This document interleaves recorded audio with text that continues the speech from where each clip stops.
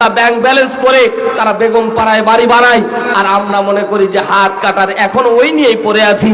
এজন্য সামনের দিন কোরআনের দিন আসবে, সামনের দিন কোরআনের বিজয় হবে। এটা অনেক মুনাফিক চায় না। আওয়াজ তুলে বলেন ঠিক কি না? দেখেন কিটা কথা কয় না, বুঝতে হবে ওই গ্রুপের কথা। বলেন ঠিক কি না? কারণ এই আওয়াজ না দেওয়ার কারণে, বোবা শয়তান হয়ে থাকার কারণে প্রকাশ্য দিবালোকে হাদিকে হত্যা করা হয়, প্রকাশ্য দিবালোকে হাদির বুকে গুলি মারা হয়। আজও বিচার পাইলাম না। কথা বলেন না কেন? মুসলমান, হাদির জায়গায় নিজেকে দাঁড় করান, হাদির জায়গায় নিজেকে দাঁড় করান। আপনার সন্তানকে হাদি মনে করেন, আপনার ভাইকে হাদি মনে করেন। পদ্মানিশী মা বোনদেরকে বলবো, হাদিকে ভাইয়ের জায়গায় দাঁড় করান। নিজের ভাইকে যদি ওই জায়গায় দাঁড় করাতেন, ইসলামের জন্য হাদি জীবন দিয়েছে, বাতিলের কাছে মাথা নত করে নাই। কথা জোরে বলেন ঠিক কি না? আজ সারা বাংলাদেশ হাদির বিচারের জন্য ছাত্ররা রাস্তার মধ্যে মিছিল দিচ্ছে, ছাত্ররা অন্বেষণ করতেছে। কিন্তু বাজান, আমরা ওই আগেও একই কথা বলতাম, আমরা বিচার চাই, বিচার চাইতে চাইতে কাঠগড়ায় আমরা পায়ের জুতা ক্ষয় করে দিয়েছি, কিন্তু ন্যায় বিচার পাইনি।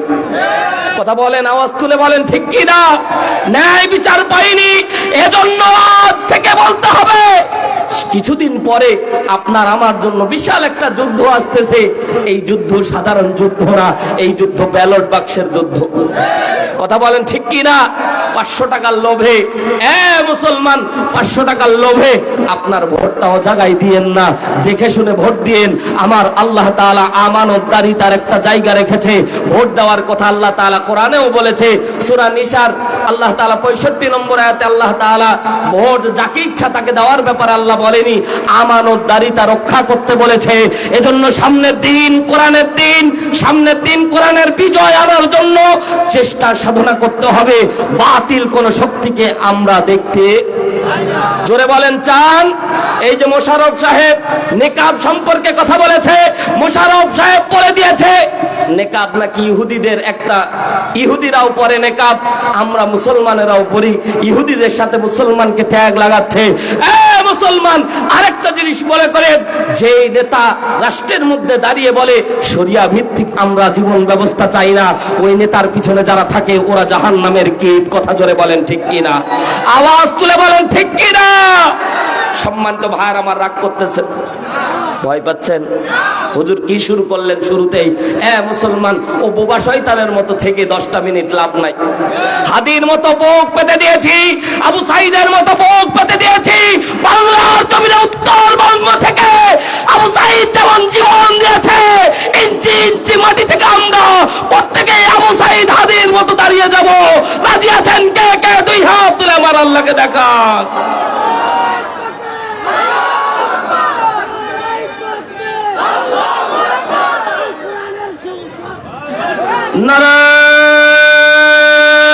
নারায়ে তাকবীর, নারায়ে তাকবীর। আল কোরআনের আলো, আল হাদিসের আলো। ঘরে ঘরে জ্বালানোর সময় না, এখন সংসদে জ্বালা লাগবে। আওয়াজ তুলে বলেন ঠিক কি না? আল কোরআনের আলো, আল হাদিসের আলো, দুনিয়ার মুসলিম। নারায়ে তাকবীর। ভয় পাওয়ার দিন শেষ, আগামীর দিন কোরআনের বাংলাদেশ। জোরে বলেন ঠিক কি না? মুসলমান, অন্তর থেকে আমি একটা জিনিস আপনাদেরকে বলি, হাদিস যদি বিশ্বাস না করেন আপনি মুসলমান থাকতে পারবেন না। আল্লাহ নবী সাল্লাল্লাহু আলাইহি সাল্লাম বলেছেন, যার অন্তরে জিহাদের তামান্না নাই, যে আল্লাহর জমিনে আল্লাহর দিন বাস্তবায়নের জন্য কাজ করে না, ও মুনাফিক। আমি হারুন রশিদ বানানো গল্প বলতেছি না, রাসূল সাল্লাল্লাহু আলাইহি ওয়াসাল্লাম বলে দিয়েছেন, নবীর কথা। আল্লাহর নবী বলেছেন, তোমরা শাহাদাতের তামান্না নিয়ে ঘুরবা, যদি বিছানায়ও মৃত্যু হয় আমার আল্লাহ তোমাদেরকে শাহাদাতের সর্বোচ্চ মর্যাদা দান করে দিবে। জোরে বলেন সুবহানাল্লাহ। সম্মানিত ভাইয়ার আমার, খালিদ বিন ওয়ালিদ ইতিহাসের মধ্যে যার নাম লেখা হয়েছে, আল্লাহর নবী যাকে উপাধি দিয়েছেন সাইফুল্লাহ, আল্লাহর তরবারি। মুসলমান ভাইরা রে আমার, খালিদ বিন ওয়ালিদ রাদিয়াল্লাহু তাআলা আনহু যে যুদ্ধের মধ্যে যেত, আমার আল্লাহ রাব্বুল আলামিন ওই যুদ্ধে খালিদ বিন ওয়ালিদকে আল্লাহ বিজয় দান করে দিত। জোরে বলেন সুবহানাল্লাহ। হযরতে খালিদ বিন ওয়ালিদ আল্লাহর নবী মক্কা থেকে মদিনা সফর করার পরে আল্লাহর নবীর হাতে হাত রেখে কালিমা পড়ে মুসলমান হয়েছিল। খালিদ বিন ওয়ালিদের জিন্দেগি পড়ে দেখবেন, বদরের যুদ্ধে, উহুদ যুদ্ধের প্রাককালে খালিদ বিন ওয়ালিদের নেতৃত্বে মক্কার কাফেররা যুদ্ধ করেছিল আল্লাহর নবীর বিপক্ষে। যে তরবারি দাঁড়িয়ে গিয়েছিল খালিদ বিন ওয়ালিদের, চৌকস একজন যোদ্ধা ছিল খালিদ বিন ওয়ালিদ, যার তরবারি চকচক করত, নাঙ্গা তরবারি।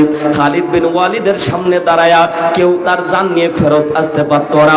বিচক্ষণ একজন মানুষ ইসলামের ছায়া তলে যখন চলে আসলো, আল্লাহর নবী সাল্লাল্লাহু আলাইহি ওয়াসাল্লাম খালিদ বিন ওয়ালিদের হাতটা ধরে আল্লাহর নবী সাল্লাল্লাহু আলাইহি সাল্লাম খালিদ বিন ওয়ালিদকে আল্লাহর নবী সাল্লাল্লাহু আলাইহি সাল্লাম উপাধি দিয়ে দিলেন খালিদ বিন ওয়ালিদ।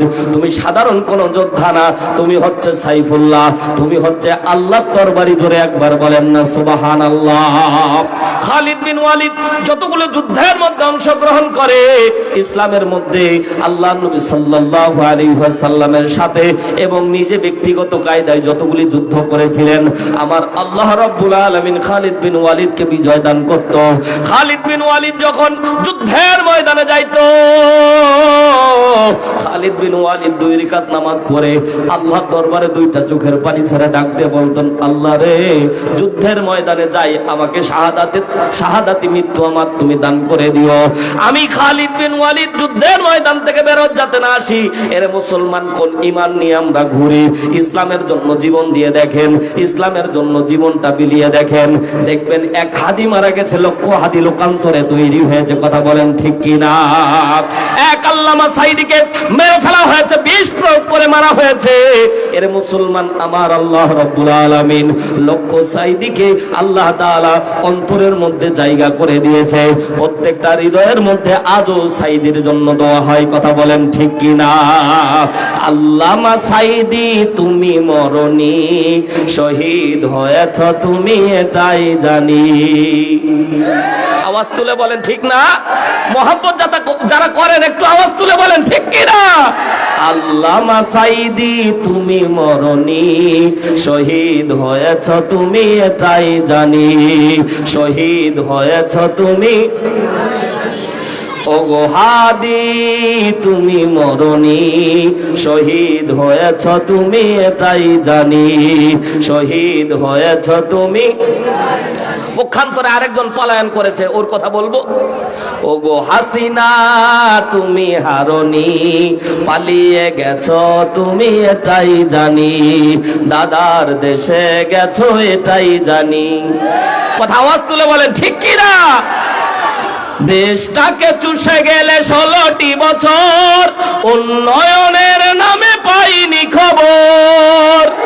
তুমি তো ছিলে শয়তানের নানি, পালিয়ে গেছো তুমি এটাই জানি, দাদার দেশে গেছো এটাই জানি। আলেম ওলামার দিয়েছো ফাঁসি, মুখে বলেছো দিন ভালোবাসি।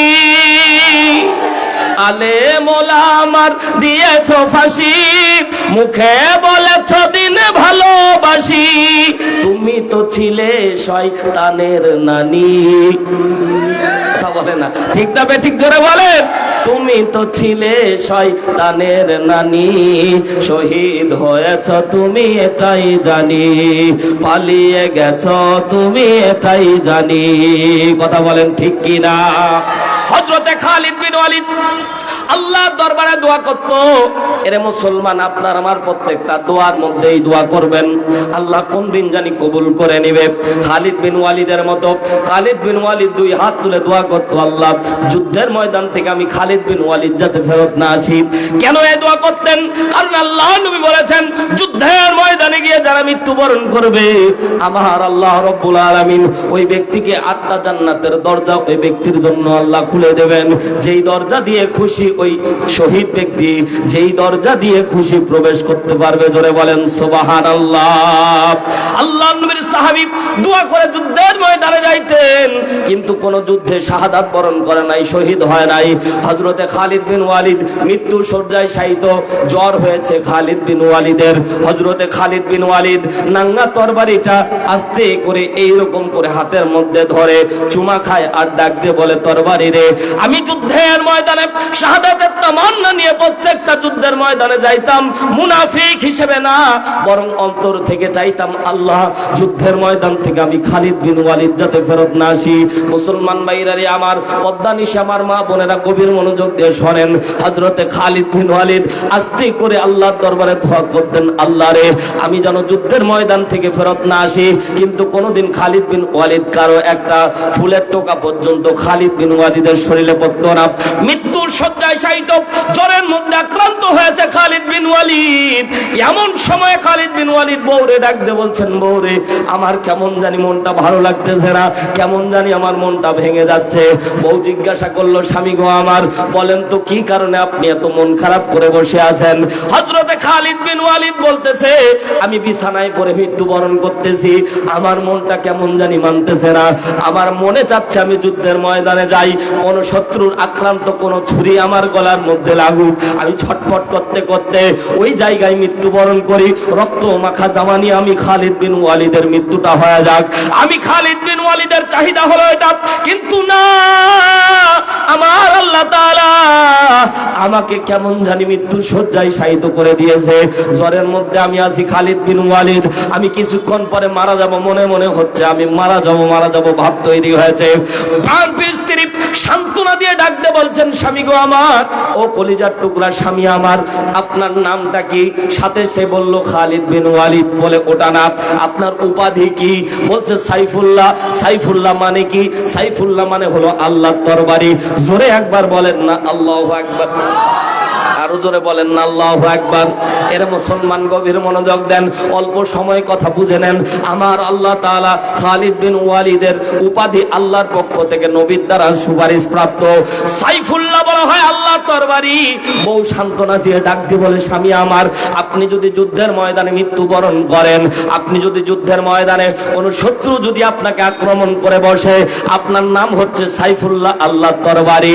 আল্লাহর তরবারি জমিনের মধ্যে এমন কোন ব্যক্তি আছে জমিনের মধ্যে আল্লাহর তরবারিকে পরাস্ত করে দেয়? এজন্য আল্লাহ তাআলা কোন জায়গায় আপনার তরবারিকে কোনোদিন কেউ ফেলতে পারে নাই। আপনি যখনই তরবারি চালিয়েছেন, শুধু আপনার তরবারির ব্যাপারটা দাঁড়ায় নাই, বরঞ্চ এই তরবারি যেন আল্লাহ তাআলার ইজ্জতের ব্যাপার দাঁড়িয়ে গেছে। কারণ খালিদ বিন ওয়ালিদ যদি শাহাদাত বরণ করে, আল্লাহর তরবারি মাটির মধ্যে লুটিয়ে পড়বে। আমার আল্লাহর ইজ্জতের ব্যাপার, আল্লাহ তাআলা এই জন্য ফেরেশতা নাজিল করে বিজয়ের মালা পরায়া দিয়েছে। হযরতে খালিদ বিন ওয়ালিদ রাদিয়াল্লাহু তাআলা আনহু সান্ত্বনা পেয়ে মুচকি একটা হাসি দিলেন। কথা তো সত্য, আল্লাহর নবী বলেছেন, যুদ্ধের তামান্না যদি অন্তরের মধ্যে থাকে, আর ওই ব্যক্তি যদি মৃত্যু শয্যায় শায়িত, যদি জ্বরের মধ্যে আক্রান্ত হয়ে মারা যায়, আমার আল্লাহ তাকে শহীদি মর্যাদা দান করে দেয়। জোরে একবার বলেন না সুবহানাল্লাহ। সম্মানিত ভাইরা আমার, আব্দুল্লাহ জুলবাজাদাইন নাম আপনারা শুনেছেন, সংক্ষিপ্ত আকারে কথা শোনেন। আব্দুল্লাহ জুলবাজাদাইন ইসলামের মধ্যে যখন কালেমা পড়েছে মক্কার মধ্যে, তদানীন্তন সময় তার চাচাকে ডাকতে বলছেন, চাচা গো, ও আমার কলিজার টুকরা চাচা, বলেন দেখি আমি কি করতে পারি? মোহাম্মদ কেমন মানুষ আপনি একটু বলেন। বলে, ভালো মানুষ। মোহাম্মদ যদি দিনের দাওয়াত দেয় আপনি কি গ্রহণ করবেন? তার চাচা ডাক দিয়ে বলল, না গো না, আমি গ্রহণ করব না। হযরতে আব্দুল্লাহ জুলবাজাদাইন নাম ছিল ইসলামের আগে আব্দুল উজ্জা, ডাক দিয়ে বললেন, চাচা গো, আমি কালেমা পড়েছি। তাৎক্ষণিক চাচা রেগে গেল। আল্লাহ তাআলা নারায়ে তাকবীর, নারায়ে তাকবীর। প্রধান মুফাসসিরের আগমন, প্রধান আকর্ষণের আগমন, মাহফিলের পক্ষ থেকে একদম আর কথা নাই। মুফাসসির চলে এসেছে, আমরা ওই বক্তা না, বক্তা চলে এসেছে। দোয়া আপনাদের খেদমতে। মাওলানা হারুনুর রশিদ। আর 2-3 মিনিট বলেন। না না, আপনি ওটা দোয়া আমার। আল্লাহু আকবার বলেন। বলেন আর 2-3 মিনিট বলেন। আর আল্লাহু আকবার। একটা তাকবীর দেন তো। নারে তাকবীর। উনি আমার ওস্তাদ মানুষ, 2 মিনিট পার হবে না। হযরতে আব্দুল্লাহ জুলবাজালাইন সংক্ষিপ্ত আকারে ঈমান বাড়ানোর জন্য কথা শোনেন। হযরতে আব্দুল্লাহ জুলবাজালাইন চাচার কাছে যখন ডাক দিয়ে বললেন, চাচা আমি কালেমা পড়েছি, চাচা রাগান্বিত হয়ে গেল। ডাক দিয়ে বললেন, আব্দুল্লাহ জুলবাজালাইন, এই ওজ্জা, তুমি যে কালেমা পড়লা, তুমি কি জানো এর পরিণাম কি হবে? আব্দুল ওজ্জা ডাক দিয়ে বলছেন, চাচা গো জানি না, আমার জীবন চলে গেলেও আমি কোরআন ছাড়তে পারবো না। জোরে একবার বলেন না সুবহানাল্লাহ। হযরতে আব্দুল ওজ্জা ইসলামের আগে নাম, তারপরে আব্দুল্লাহ জুলবাজালাইন নাম দেওয়া হয়েছিল।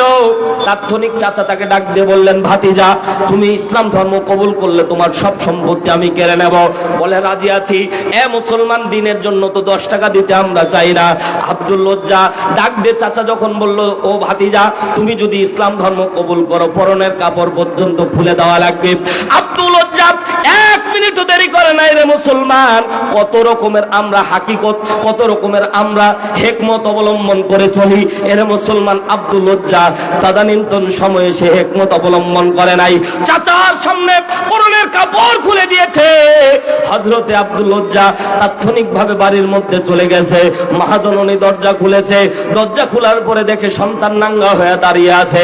মহাজননী 2টা কম্বলকে আব্দুল ওজ্জার সামনে দিয়ে দিল। একটা কম্বল দিয়ে লজ্জা স্থান ঢাকলো, একটা কম্বল বুকের মধ্যে জড়ায় নিয়ে মদিনার দিকে রওনা দিল। আল্লাহর নবীর কাছে গিয়ে আব্দুল ওজ্জা ঘটনা বর্ণনা করলো। আল্লাহর নবী বললেন, তুমি তো আব্দুল ওজ্জা না, তোমার নাম আব্দুল্লাহ, সাথে 2 কম্বলওয়ালা, তোমার নাম জুলবাজালাইন। এই কম্বলওয়ালা অধিকারী আমার আল্লাহ তাকে বানায় দিলেন। আল্লাহর নবী দোয়া করলেন, আল্লাহ আব্দুল্লাহ জুলবাজালাইনের রক্তকে কাফেরদের জন্য হারাম করে দাও। আব্দুল্লাহ জুলবাজালাইন নবীর কদমে পড়ে গেলেন, নবী গো আপনি একটু আমার জন্য দোয়া করেন, যুদ্ধের ময়দানে আমি মৃত্যুবরণ করি। আমার আল্লাহ রব্বুল আলামিন বিশ্ব নবীকে জানায় দিলেন, নবীজি আব্দুল্লাহ জুলবাজালাইনকে আপনি বলে দেন, সে যদি জ্বরেও মারা যায় আমি আল্লাহ আব্দুল্লাহ জুলবাজালাইনকে শাহাদাতের মর্যাদা দান করব। জোরে একবার বলেন না সুবহানাল্লাহ। আমার জন্য দোয়া করবেন। ওস্তাদজির কাছে দোয়া চেয়ে বিদায় নিচ্ছি। মাওলানা হারুন রশিদ দিনাজপুরি লিখলেই ইউটিউবের মধ্যে ওয়াজ পাবেন। আমার জন্য দোয়া করবেন। আমার বন্ধু নৌশাদ আপনাদের এলাকার কৃতি সন্তান, আর আমার চাচা যান, দাওয়াতের মাধ্যমে আমরা এসেছি। আল্লাহ তাআলা সকলকে কবুল করুন। মা আসসালাম। আসসালামু আলাইকুম ওয়া রাহমাতুল্লাহি ওয়া বারাকাতুহু। কালেকশন সময় নিয়ে